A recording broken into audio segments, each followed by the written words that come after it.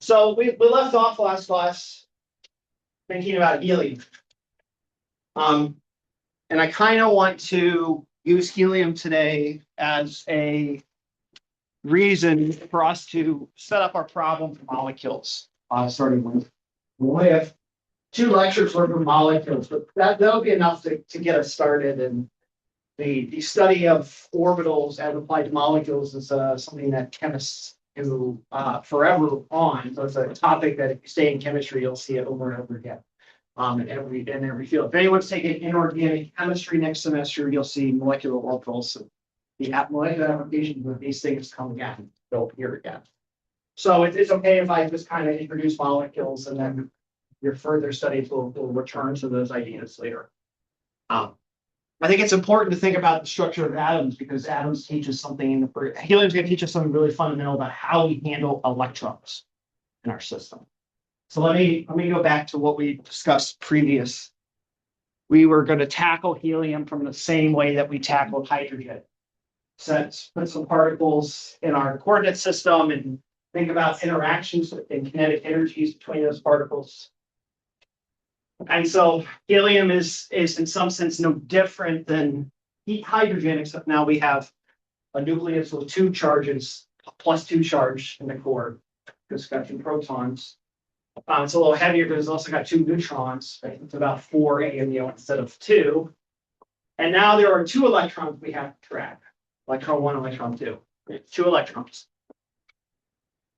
And so we're going to apply the Born-Oppenheimer approximation, which is that we're going to assume that the nucleus is frozen in place. We don't have to worry about it.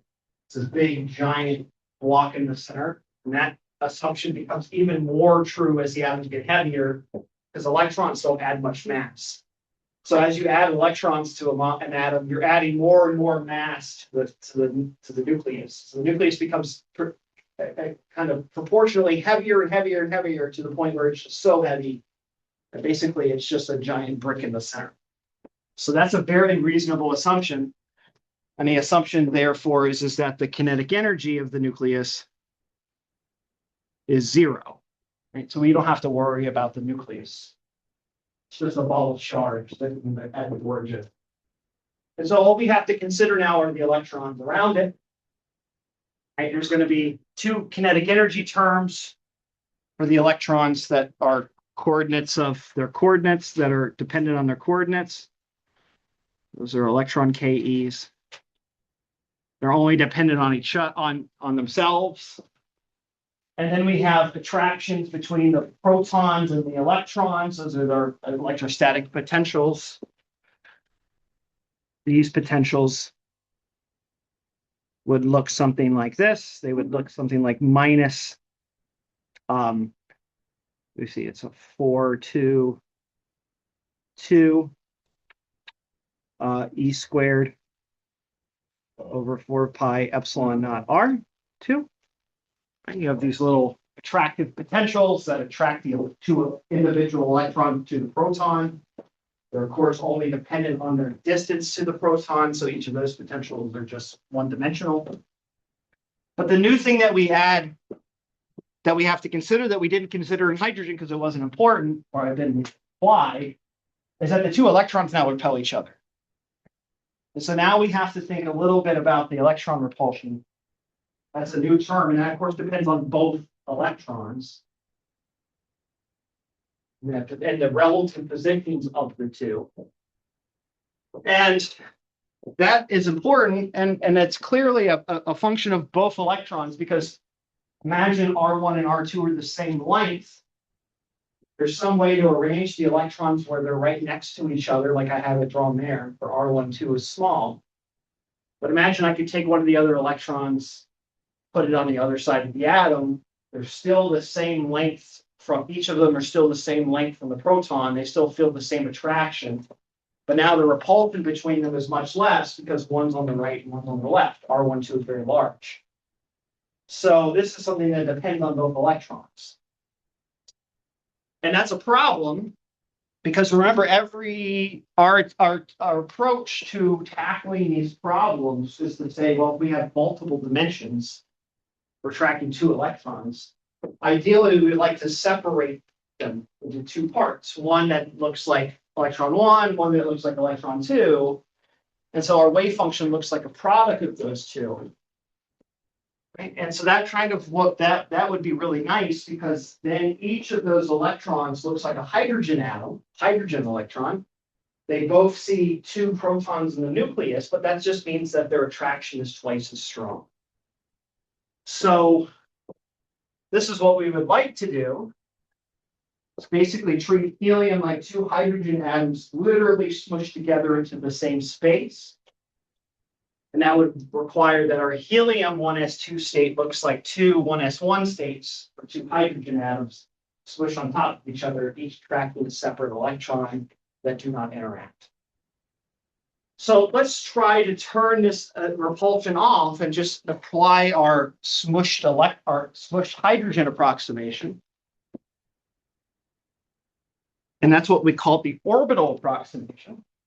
At the simplest level, we can treat a multi-electron system, or the wave function of a multi-electron system, as a product of one electron wave functions.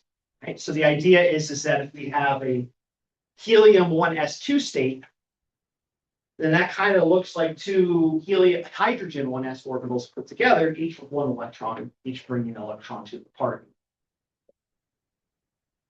And since we're assuming now that there is no repulsion between them, assuming that we're just making a guess that the electron-electron repulsion is minimal, that we can turn it off, then that means the energy of this magical non-interacting helium system is just twice the energy of hydrogen. Each electron brings in one hydrogen's worth of energy, and so we have two of them. So the total energy is going to be like hydrogen minus 13.6 eV over n squared. But we have to multiply by 4 because we have this positive attract. We have 2 plus 2 charge in our nucleus, and it scales as the charge squared. So there's an additional factor of 4 that appears, this c squared. And so that means that we would predict the helium 1s energy to be 8 times that of hydrogen.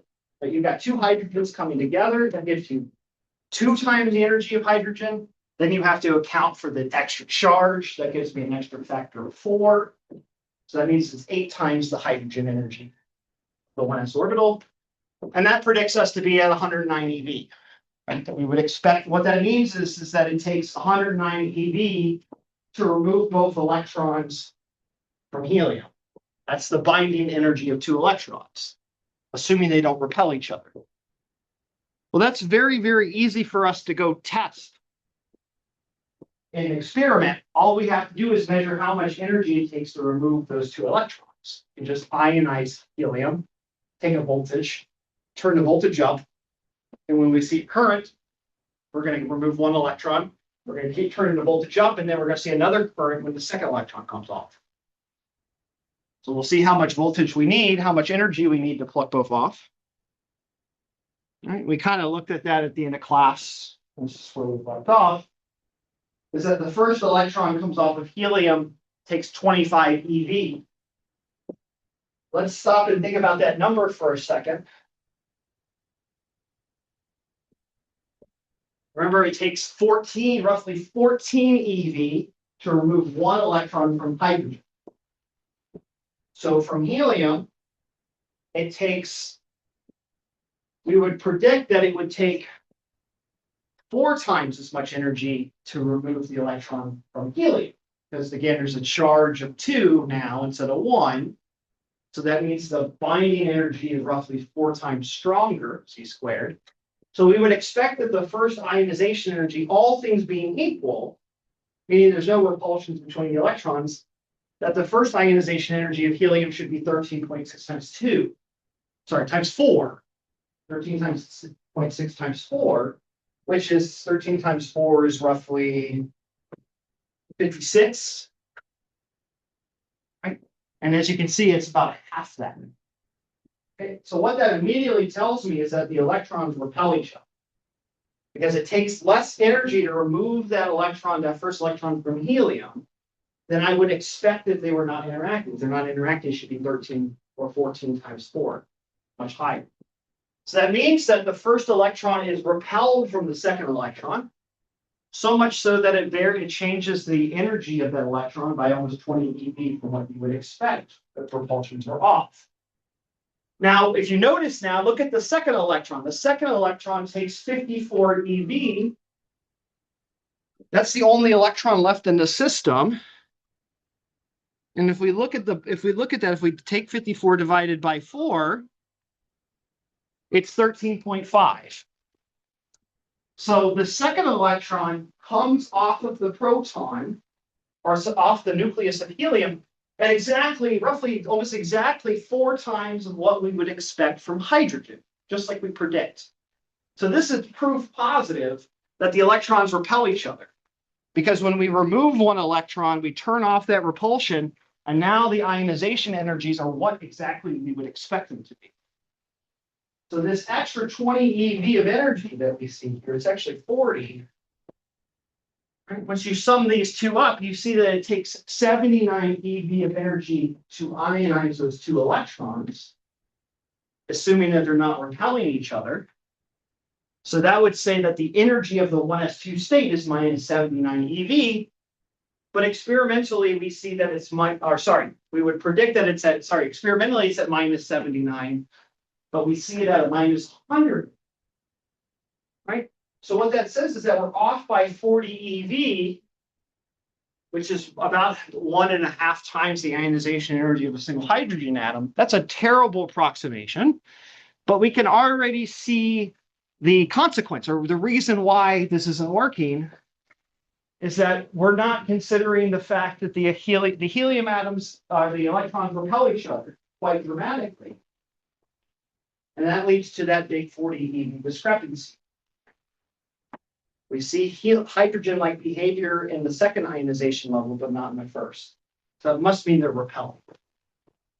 Okay, so repulsions are clearly important.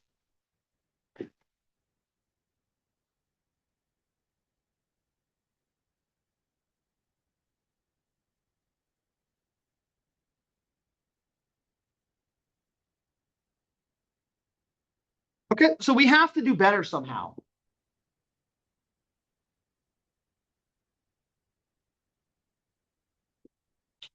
So one of the things that we can do, what we can do now is maybe what we did with this approximation, this terrible 110 number, is we turned the repulsions off entirely. So what if we turn them off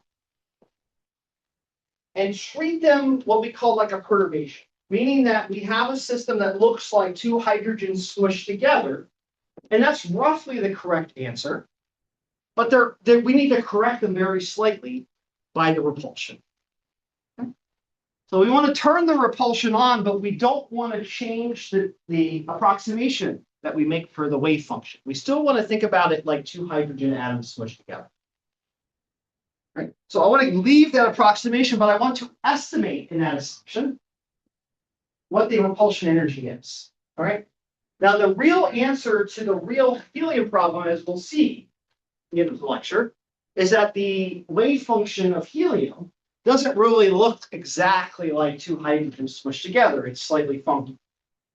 But what we can do instead is just assume that that's a good approximation and see how accurate we can get to the right answer, how close we can get to the right answer without breaking that approximation.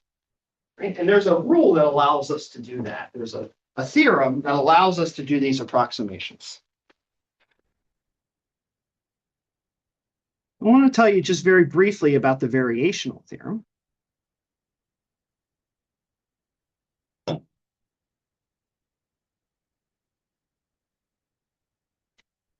Right? It's a really simple idea.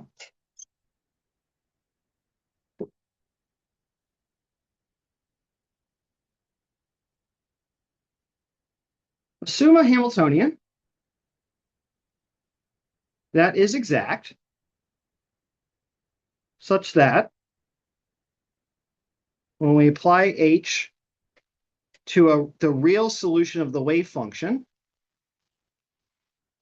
we get the real energy times the real wave function.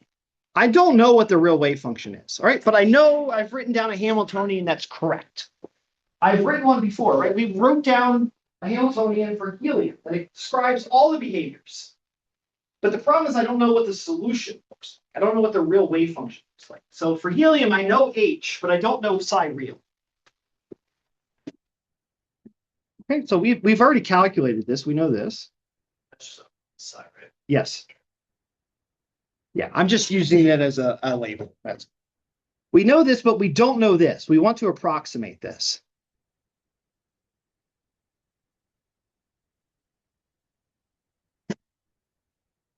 Okay, so I'm going to come up with a guess function. Okay, a guess function.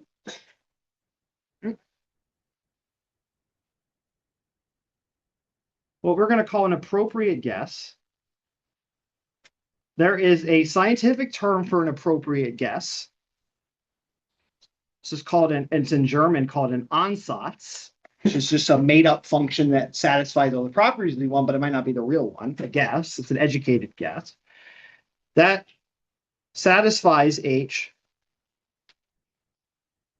psi is equal to E psi, but is not the correct answer, not psi real. All right, we're going to make up a function that satisfies this expression. Right? We can plug it in and give an energy out, but it's not the real function. Right? It looks kind of like the real function. It's an approximation for it.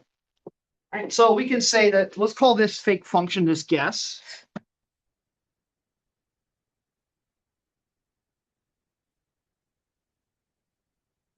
Phi I. Okay. And what you can show such that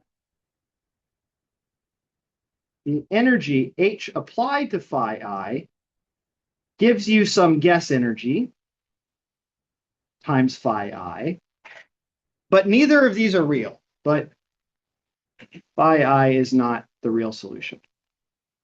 It's just a guess.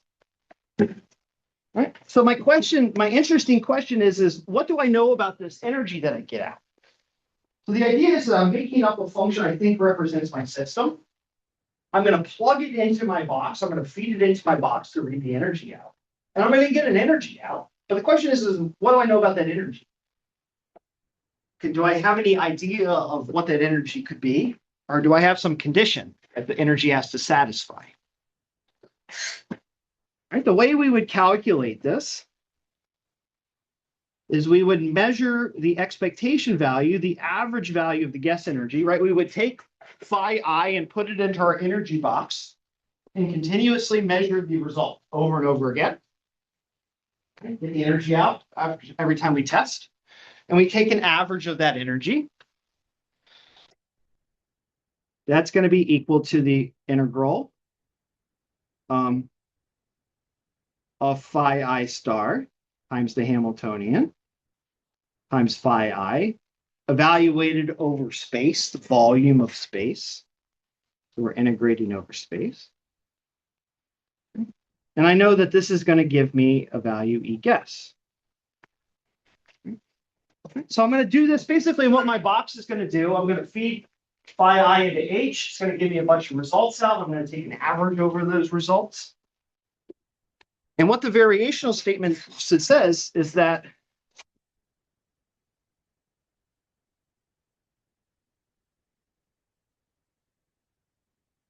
very, very simple. It says that E guess is greater than E real for all, so you guys probably don't know that simple, I'm sorry. For all phi I. Okay, so what it says is that if I have a good guess for my system, right? I've come up with a good guess function and I get an energy out for that guess. I know that that value is always going to be greater than or equal to the real value. It's never going to be less. It's always greater. So what I'm guaranteed, if I know I'm on the right track, I should be able to continuously improve my guess. Right? I feed in my guess, I get an energy, and then I'll make a small change to my guess and I feed it back in. If my energy goes up, I'm going the wrong way. I'm not guessing better. If the energy goes down, I know I'm guessing better. So I know whatever I have to do with my guess, it's always going to decrease the energy. Right? Any guess will always make that better. If I go up, I'm going the wrong way. All right, so in general, I can just write this. I'm just going to get rid of this. I just want to show you what that would look like. If I plotted the guess of my energy as a part of my guess quality, right? Imagine there's some way I can measure the quality of the guess. So there's different ways to do that. There's some real energy value,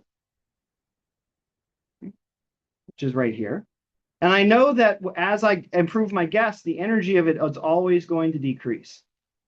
And it's never going to quite reach it, the real value, but I know it's going to get closer and closer and closer. So that gives me a really nice way to optimize my guesses, right? The best possible guess is going to be the one at minimum energy. We can use this assessment now to go back to our original problem. Remember, the guess that I made was taking two hydrogen orbitals together. Right, that was my guess, that they're just one S1 and one S1 put together to make a helium 1s2. And the energy I got out of that was 100 minus 109. Right, the correct answer is minus 79. So my guess energy is below the real energy. That means that my guess is not correct. Right, because guess is less than, right, it's more negative. So I know that this can't work because I already know that the function I made was a guess. And my guess gives me a value that's more negative than the real answer. It has to be a bad guess. It's not a good guess. It's not a valid guess. I haven't represented the system properly because it gives me a negative energy. So this guess is no bueno. Guess function, no bueno. That's scientific language for it kind of sucks. Right? It's more negative than the real answer. So I know I haven't constructed my wave function properly based on the real molecule. I have not represented the real system. So we have to go back to the drawing board. It's very clear that the hydrogen smushed together isn't the right way to do that. There's something clearly wrong with our assumption. So what gives? What have we missed? Once again, we haven't considered, there's one, in some sense, one effect, one property we haven't considered in this construction, which is spin. Once again, spin comes back to haunt us. I've constructed a hydrogen or helium equivalent as soon as it's got all the forces right, but I haven't considered the spin. Spin. Because spin in particular has a really, really important property, which is that two electrons cannot exist in the same state in the same space at the same time. They're Pauli excluded. Right? You always have to have this if they're in the same state, or this, or if they're not in the same state, they have to be in two different orbitals of the same spin. Right? We have all these different considerations. We haven't considered any of that behavior about the spin. So we have to add spin to this construction. And spin provides a specific geometry to atoms, a specific property that requires, that will necessitate us to change our guess. Our guess doesn't satisfy the properties of spin. So let's talk about those properties of spin.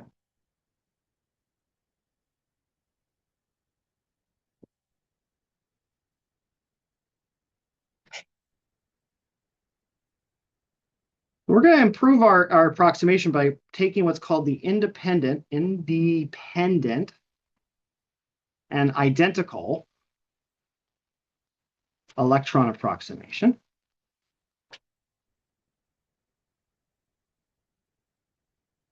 And what this is going to do is it's going to take our guess from before and inject it the properties of spin. And there's an important property of spin we haven't considered. It is another statement of the Pauli exclusion principle, but it's a slightly different statement of it. It's called the spin statistics theorem.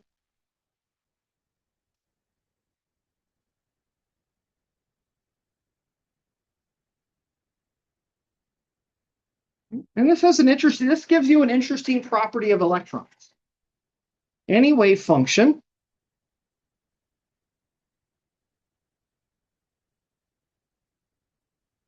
that describes multiple, this is the term I haven't used yet, but I'll define it in a second, fermions. These are particles with half integer spin, like electrons or protons.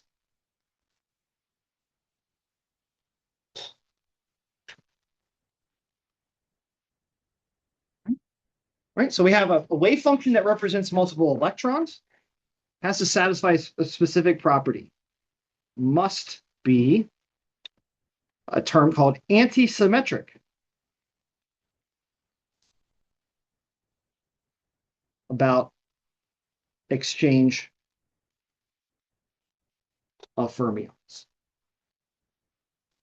All right, let's talk about what that means. All right, let's go back to our helium gas,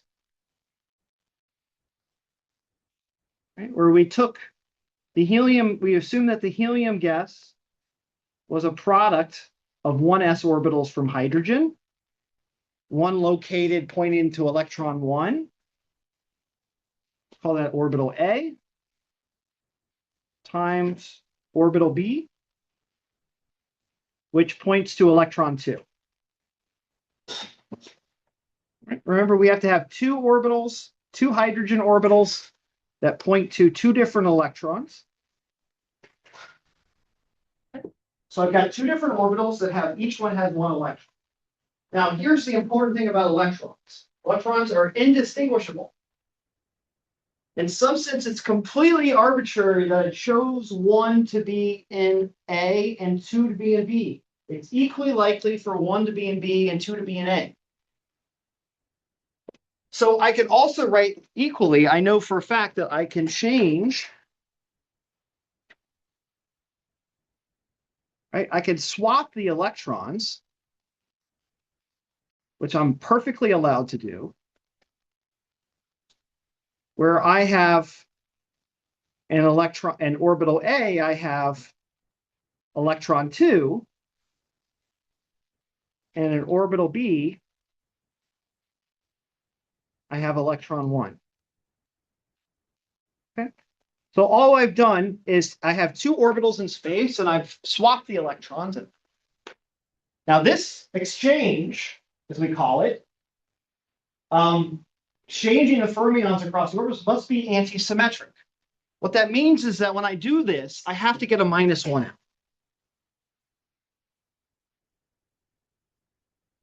And every time I make a change, I have to get a -1.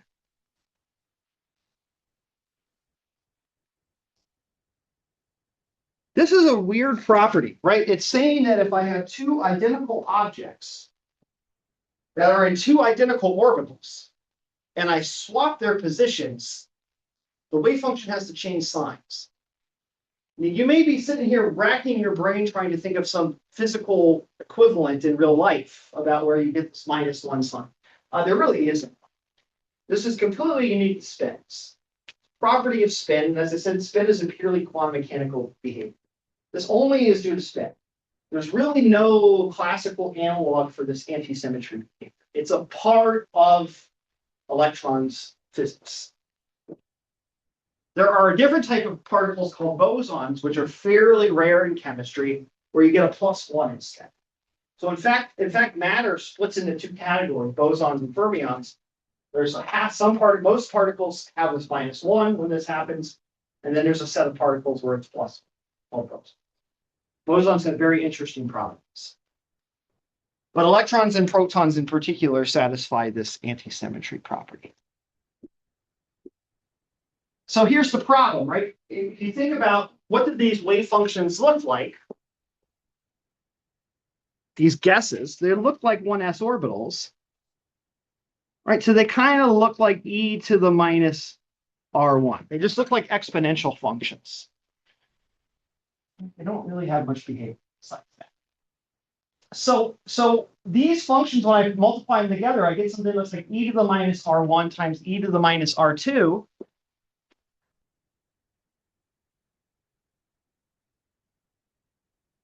which is just e to the minus r1 plus r2. Right? And it doesn't matter if I swap the labels because I get the same thing. Right? I swap the labels here, right? Which effectively means I'm taking electrons and I'm swapping them left and right. It doesn't change the function at all. Right? So these functions are symmetric. I get a +1. So what that means is that this is no good. This is not an antisymmetric orbital. Because the way we've constructed it is we've constructed it by taking a symmetric orbital that are both even about exchange, a symmetric combination of them. And so that function can't be antisymmetric. And so we don't get this -1. Okay. So that's our first guess, right? There's a hint, right, about our construction that why we're getting a negative energy, more negative than the actual answer is because we weren't constructing the wave function properly. It wasn't representing electrons. It's missing this antisymmetry property of the spins. So what we have to do is we have to construct a new wave function, a new guess that takes advantage of this antisymmetry. And we have to reconstruct things.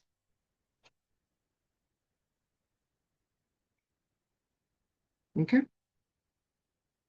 I just want to note that this is the same statement. It's just a different way to describe it as Pauli exclusion principle, right? The electrons can't have to be spin up and spin down in the same orbital.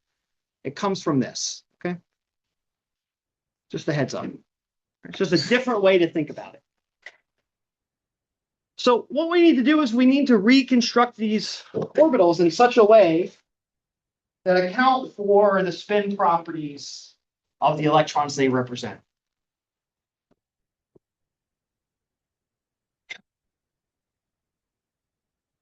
But notice that if I exchange these, I've got to get a -1, right? And so another thing that I do know is that there's no preference for me to be R1, R2, or R2, or R1. The electrons don't care. There's really no preference on the left-hand side or the right-hand side. This thing can be either. So what I should do is just like in problem set 1, my general state for these electrons is not in one of them, but in both of them, right? The superposition of the two. The electrons can both be R1, R2, and R2, R1. So let's think about those constructions, right? Superpositions of these two exchange states. Right, so what if we chose a new guess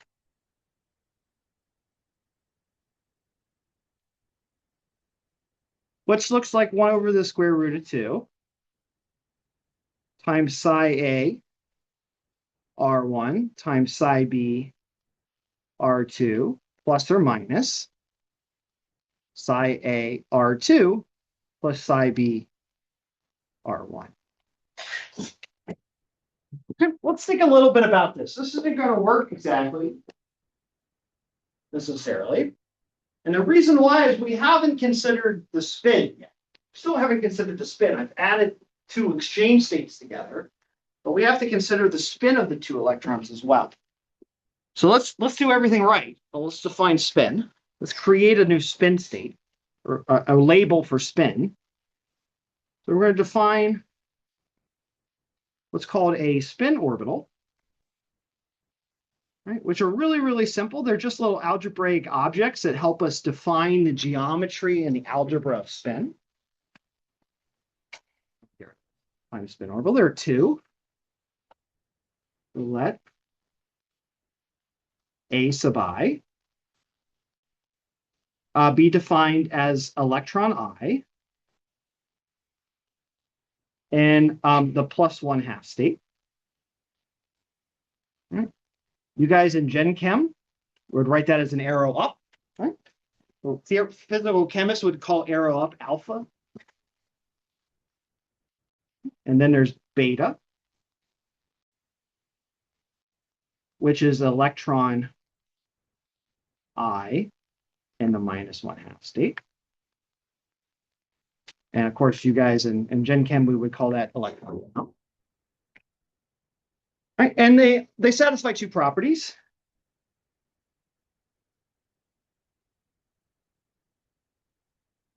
that the integral of alpha sub I is the integral of beta sub I beta, which is equal to 1. Okay, so they're normalized. And products where the spins are different on the same electron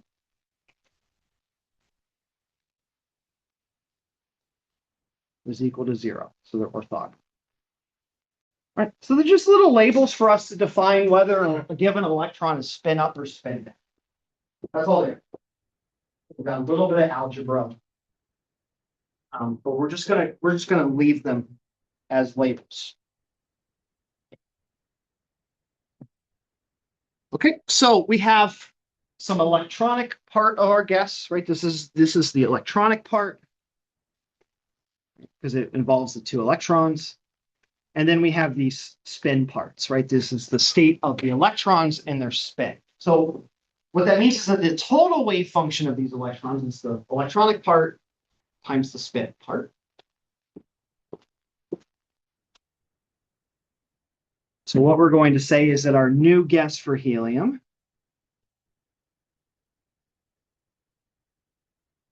is going to look like our electronic part times a spin part. Okay, and let's think a little bit about and so what we want to do is we want to define a anti-symmetrized 1s2 state. All right, so we want the system to be 1s2 and we want it to be anti-symmetric. All right, so there are some choices. The first choice we can do, right, we can think a little bit, right? We could have maybe electron A and electron B both being spin up. Right, what would that look like? Well, that would look like psi A of R1 times alpha 1. That's our first electron. Times psi B of R2 times alpha 2. Right? So that would be 2 electrons that are both spin up, one A and one in B. Now what I want to do is exchange the electrons and see if this system is still symmetric, right? So I'm going to take this and put it here. Take this and put it here and exchange my spins. Exchange my spins and my spins, right? And so what do I get? I get psi A of R2 alpha 2, psi B of R1 alpha 1. And that's exactly the same answer, right? We know that psi A and psi B are symmetric themselves. So this is equal to psi A R1 alpha 1 psi B R2 alpha 2, and this is symmetric. So this doesn't work. So the wave function can't just be a simple product like that.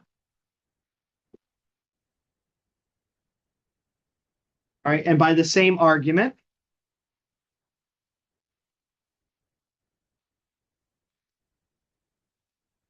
this wouldn't work either.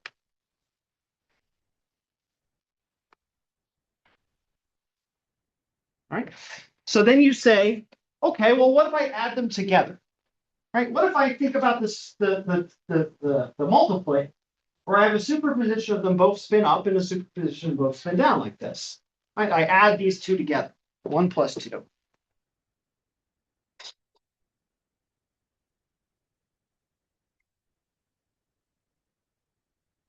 Well, this takes 2 symmetric combinations and adds them together. It's probably not too hard to convince yourself that adding 2 symmetric combinations together, you have a plus sign between them. You still have a plus sign between them. And it's still symmetric. So this fails for the same reasons.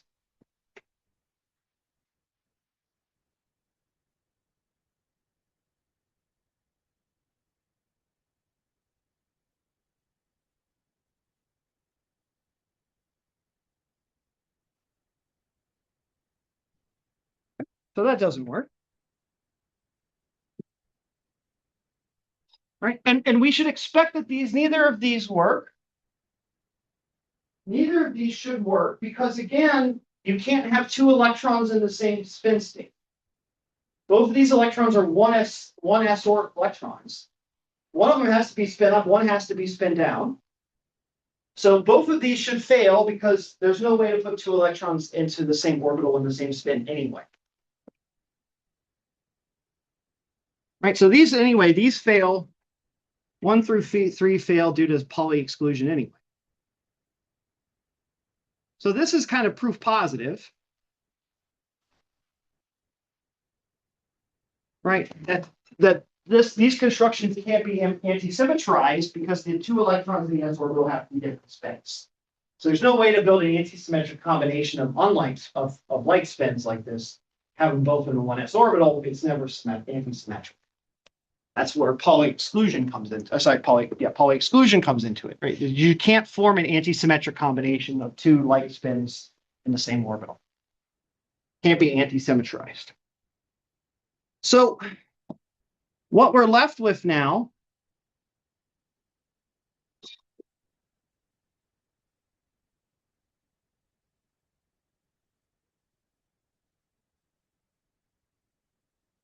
is things that look like this, right? Pairs, singlet pairs, right? But we also have the consideration where this could also be B and A, right? We have this combination.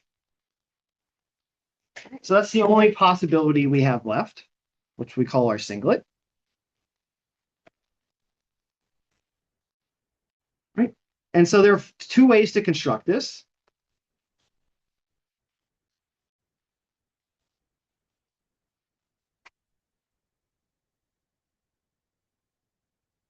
We put our electrons in our spatial orbitals. And then we think of alpha 1, beta 2. That's one of our combinations, like up, down. And then we have plus alpha 2, beta 1. Right? So this is equal to this, and this is equal to this. Right? So this is what we're calculating here. All right, so let's do our exchange. Exchange R1 and 2.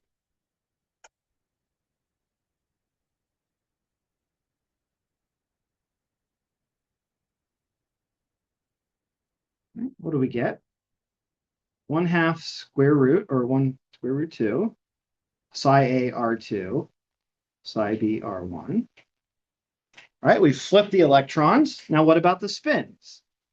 Well, now we have alpha 2, beta 1, plus alpha 1, beta 2. Right? And as you can see, these are symmetric. Right? All I have to do is rearrange these by commutation. Right? So these are symmetric by commutation. Right? So this does not work.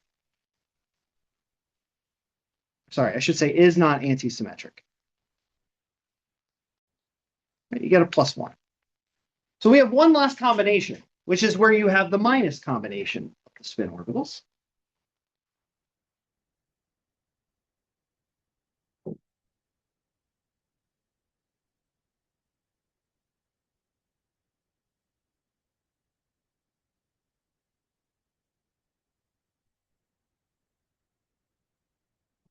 Right, like that. Now let's do the same exchange.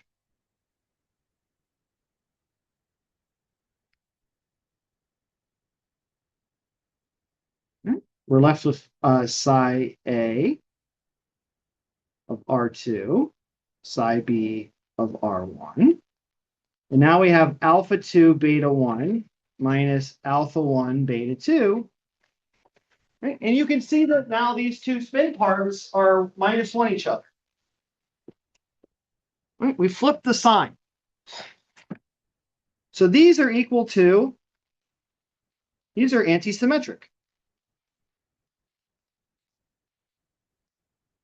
right? Because these are different by a -1. Aha. So now we've constructed a new arrangement of the electrons, a new orbital arrangement that is antisymmetric that requires us to include the spins. Right? Or not only does it require us to remove the spins, but we have to combine the spins negatively. There has to be a negative sign in that combination. That's kind of an odd idea, but this is what the math works out to, that this needs to be a negative sign. Right? So what I can do now, right, I haven't done anything special. I haven't changed my guess at all. All I've done is I've added some new functions to it that have changed the algebra slightly. All right, let's think a little bit about what the integrals of this will look like. So we know that E guess is going to look like the integral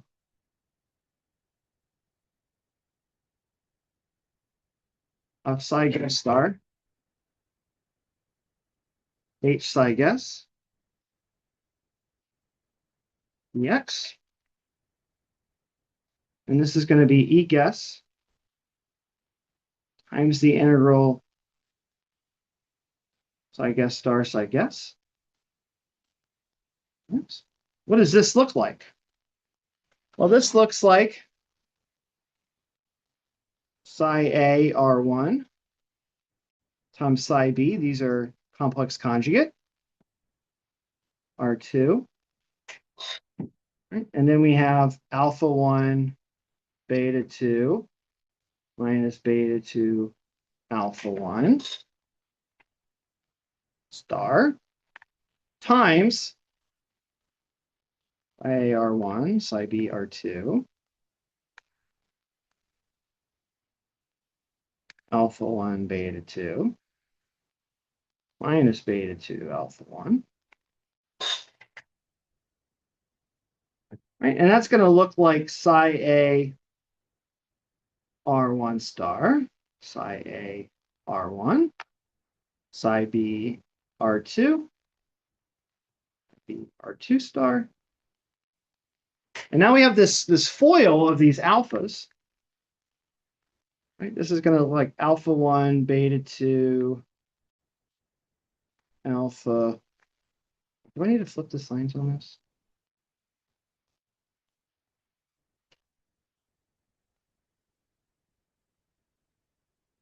Yes, I need to flip the signs on this. So this is alpha, this is beta 2, alpha 1 minus alpha 1, beta 2, alpha 1, beta 2 minus beta 2, alpha 1. I've got this long, complex multiplication to do. Right? I'm going to get something that looks like beta 2, alpha 1, minus alpha 1, beta 2, alpha 1.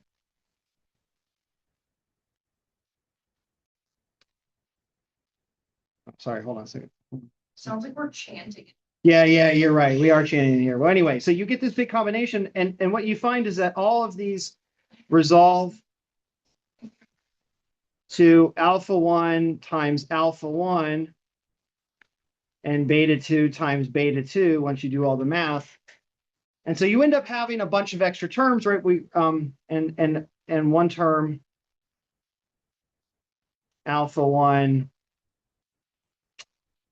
beta 2 and alpha 2. I'm sorry, I screwed this up. I don't want beta 2 alpha 1. And these are, sorry, beta 1. And these are going to be equal to 0. So there's some terms that are 1, some terms that are 0. And so we get a bunch of integrals. We, instead of having just one integral, we have like 4 different terms to evaluate because of the way that they multiply together. The spins multiply together. Let me just show you what happens at the end of this calculation.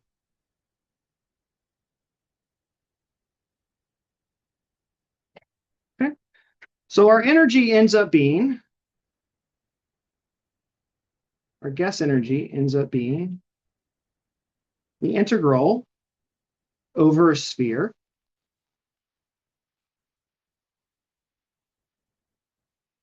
of psi HE, our guess, which is a function of 6 coordinates, right? Spherical coordinates for each of the atoms. Apply the H.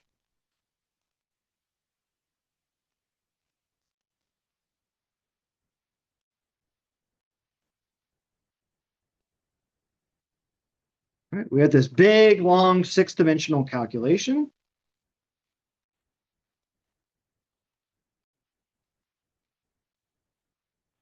Which is very sad. We don't like doing those.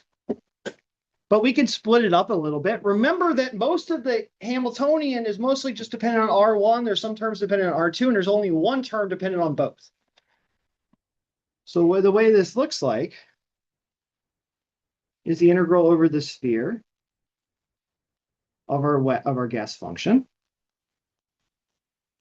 times the Hamiltonian dependent only on the electron 1. Right? This is a function of just R1, phi 1, theta 1.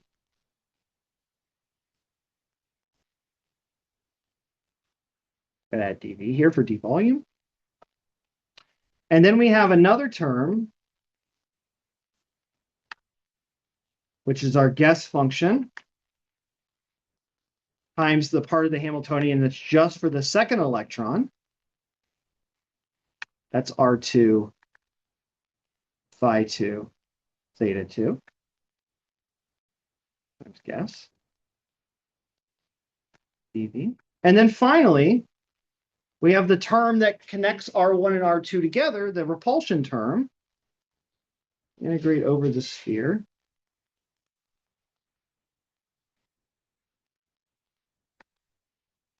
Of E squared, 2E squared, 4 pi epsilon naught, R1 minus R2. That's our potential, our repulsive potential. E, right? And of course, these depend on, right? This depends on R1 and R2, right? There's 2 electrons in this integral, whereas these integrals are only 1 electron, right? Because they only depend on one of the coordinates. So we've broken our system down into 3 terms, 2 1-electron terms and 1 2-electron. These 2 top terms we already know the answer to. Because these are just hydrogen. This is hydrogen-like, 1 electron with +2 nuclear charge.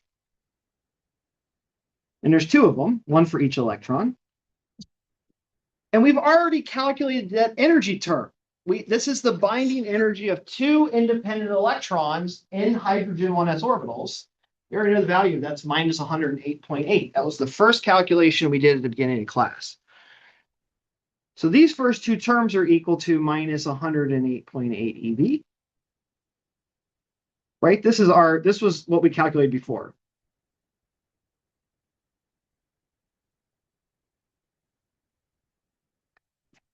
Okay, right, that was our rough calculation that was really wrong. But now what we have, now that we've constructed everything correctly, we have this new additional term. Right? And the important thing is that this term is positive. Right? Because R1, R2, it's a repulsive term, so it's a positive potential energy. It's all positive. So this is a positive term. It's going to increase the energy because it's a repulsion. So whatever this value is, this term is positive in energy, right? So this repulsion increases or decreases the binding strength or increases the energy, however you want to think about it, of those 2 electrons. So the more they repel, the more they push away from the 1 electron limit where they're not interacting at all. This is nice, so hopefully this works for us, but this is nice. What this is saying is that what we've done effectively is constructed an approximation that says, hey, to the first order, the helium atom looks like two hydrogen electrons smushed together, but we have to approximate and correct for the repulsion term. There's an additional correction term. That's 2 electron. That's a repulsive term. So this is our repulsion correction.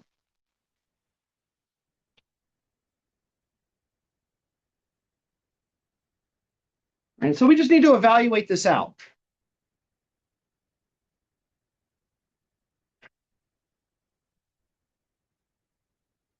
Right. That's a long, tedious calculation.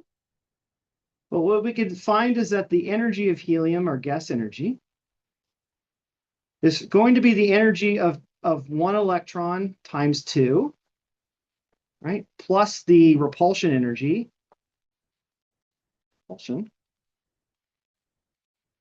which is minus 108.8 eV, plus the repulsion term. When you evaluate out the repulsion term, it has a really, really nice answer. 5 z squared over 8 h bar squared. This is the repulsion. Right. Which for this system is equal to plus 34. Sorry. Plus 34 eV for this system.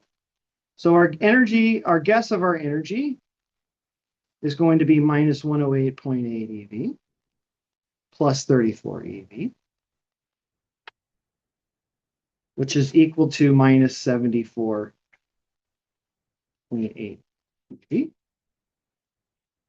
Right? And our real number for helium is, what did I write it was? Like minus 79.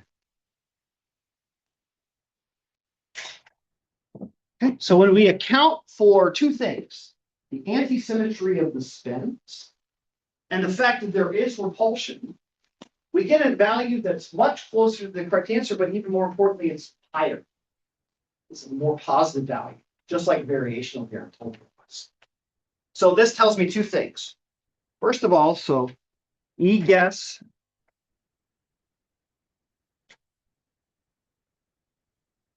is greater than E real. And I know for a fact, because I just evaluated it, that H guess is equal to E guess psi real, or E guess psi guess. So it satisfies the Hamiltonian, the real Hamiltonian. So therefore, this construction of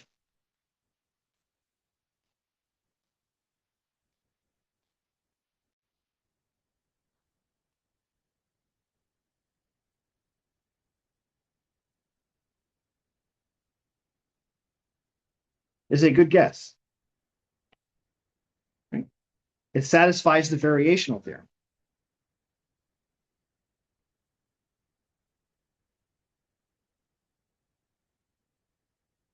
So what are the conclusions? The conclusions are helium does kind of looks like two hydrogen atoms smushed together,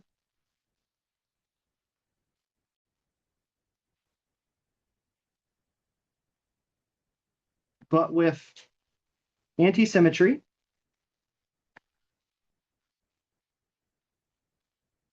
and repulsion.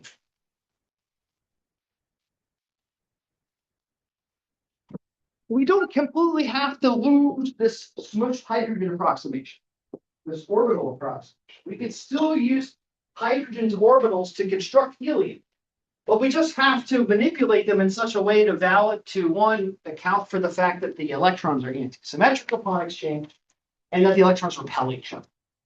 But the whole point is that when we take that smushed hydrogen approximation, assume it to be roughly true, and then measure the real Hamiltonian with it, we get an energy that's greater than the real energy. Everything is validated. Therefore, the variational theorem is valid here. And we have a real guess, a real approximation for the helium atom. It is in some sense, I've in some sense created something in the correct context of helium. right? That two smushed hydrogen atoms together, accounting for all the appropriate properties, is a good approximation for helium.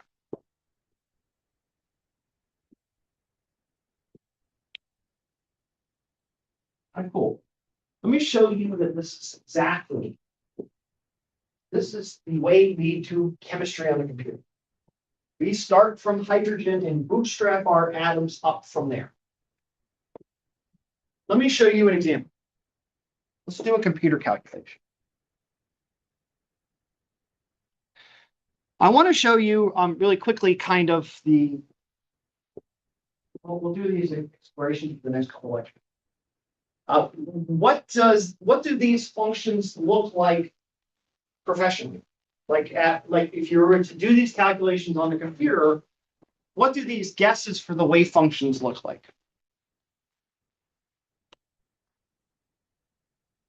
Because ideally what I would like is some nice construction of my atoms, helium, lithium, boron, right? That where I have some nice guesses for what those wave functions look like, and I can more or less say that they all are like constructed from hydrogen atoms. So imagine I have this fundamental hydrogen orbital, one for 1s, one for 2s, one for 2p, one for 3s, 3d. I have this collection of hydrogen orbitals that I know exactly.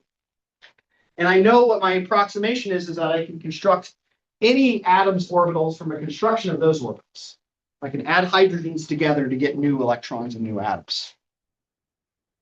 So this construction of taking hydrogenic orbitals and adding them together to represent more complex electrons is called constructing a basis set.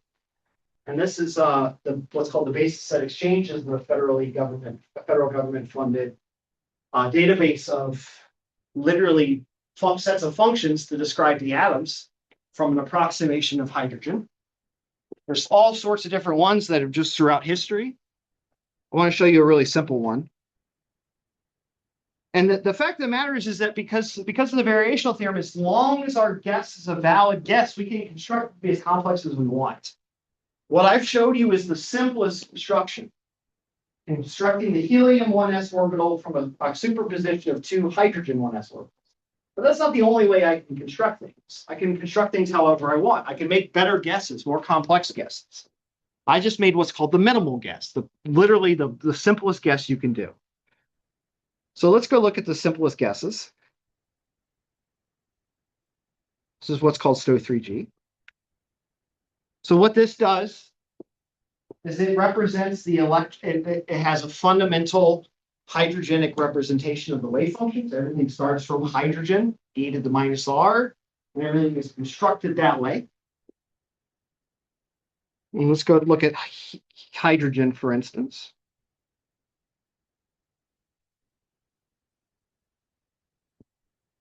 Here on the right here, let me highlight these numbers.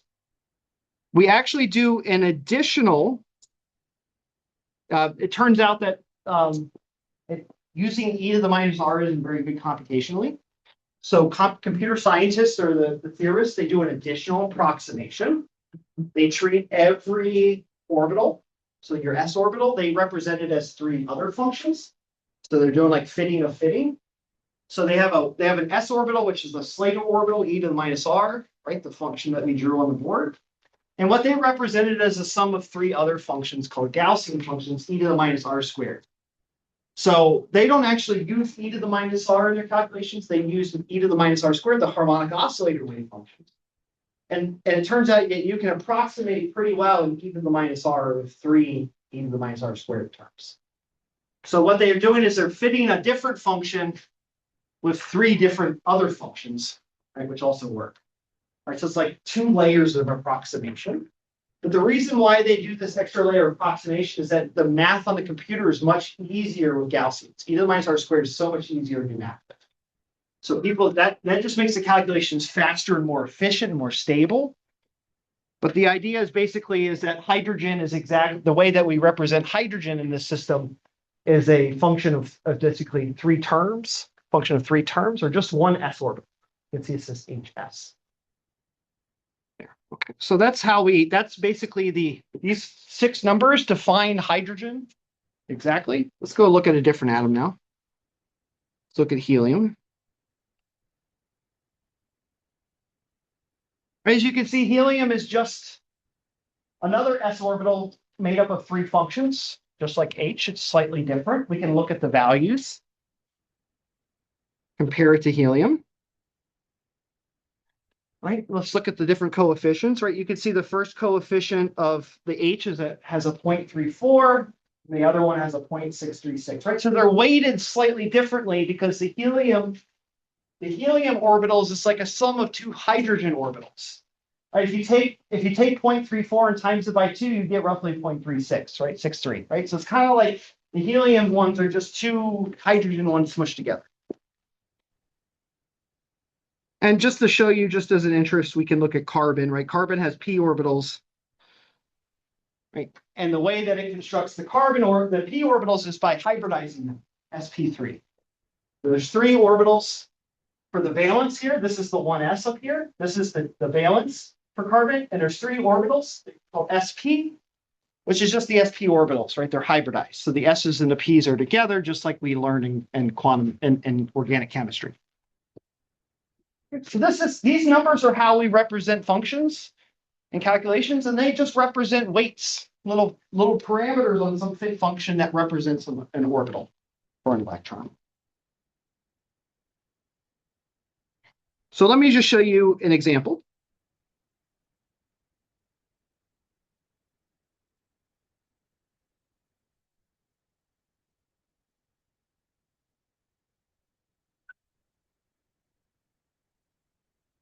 Calculate, my computer died. Come on. One more time.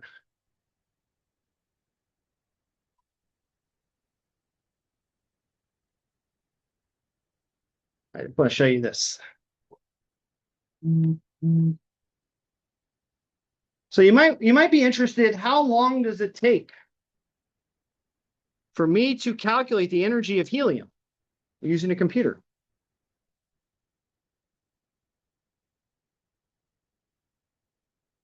So let me show you what I have here.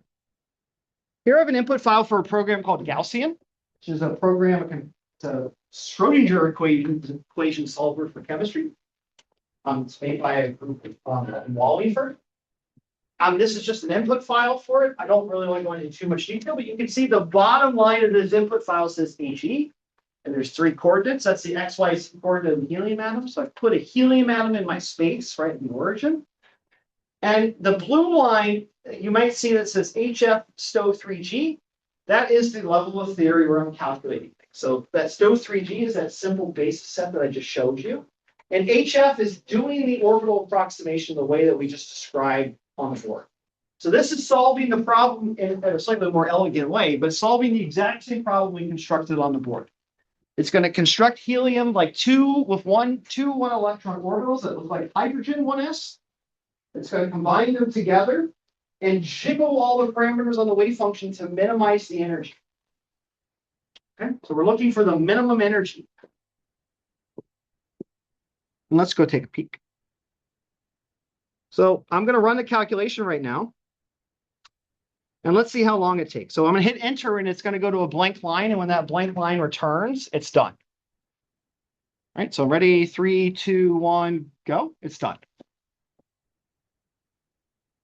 So I have calculated the energy of helium. You can see it took exactly 0.2 seconds to calculate it, faster than I could do it. And it spits out a bunch of different things, but I want to look at something in particular. The first thing I want to look at is the energy.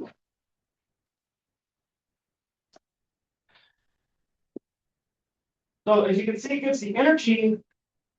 This is for, we'll look at this in just a second. It gives it some weird numbers, minus 2.8. These are in units of Hartrees. 1 Hartree is approximately 13.6, 27.2 eV. So 0.5 Hartrees is approximately the energy of the 1s orbital of hydrogen.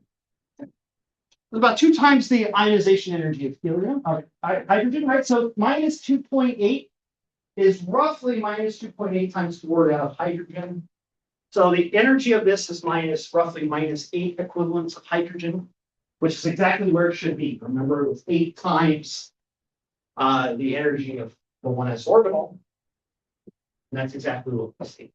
Okay, so for this basis set, let's see how many functions that it uses to approximate the orbitals.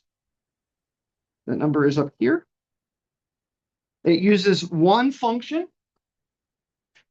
So the number of, we'll do primitive functions. So the number of primitives, those are the number of functions it fits, is 3. And the energy that it measures is minus 2.8077. All right, so what I would expect is that as I increase the number of functions that approximate my orbital, as this number goes up, the energy should go down. So let's try another one.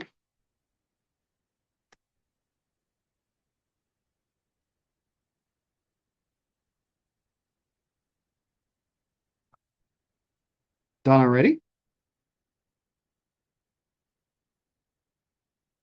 So here I am using 4 functions. Increase my approximation to 4 functions. And now my energy is minus 2.855. So you can see it's dropped by 2/100ths of an energy. That's about 50 kilojoules per mole. It's quite a bit of energy. We can make it bigger and bigger.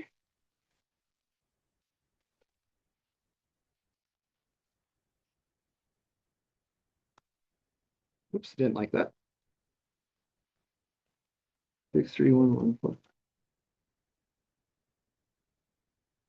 Didn't like that either. Oh, I know why.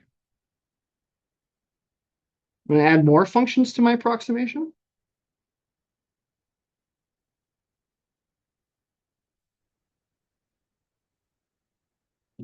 Now I have 8 functions representing my wave function. And my energy is minus 2.8556.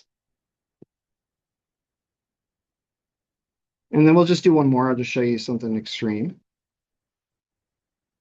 6311, 3DF, 2PD.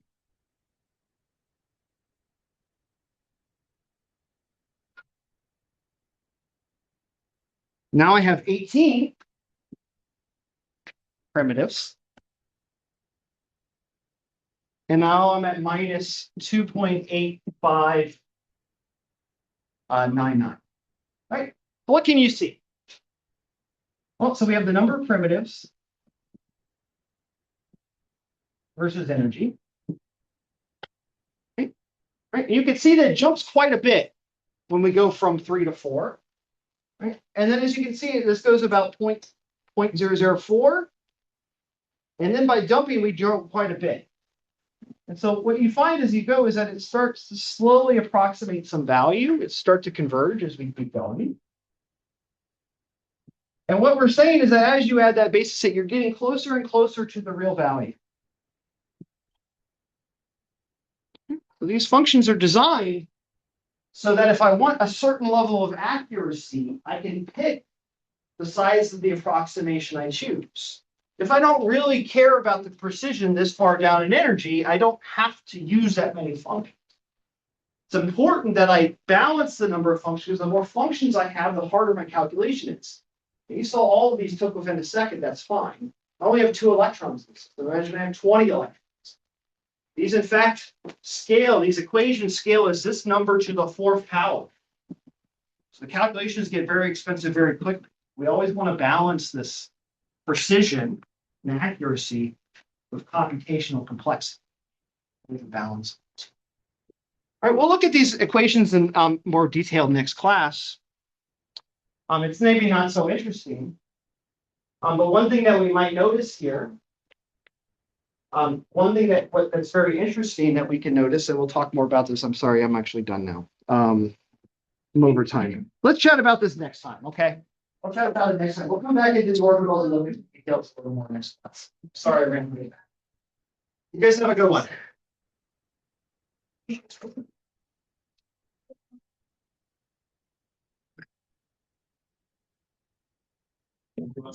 Thanks. You too. No, you help. Hey, you.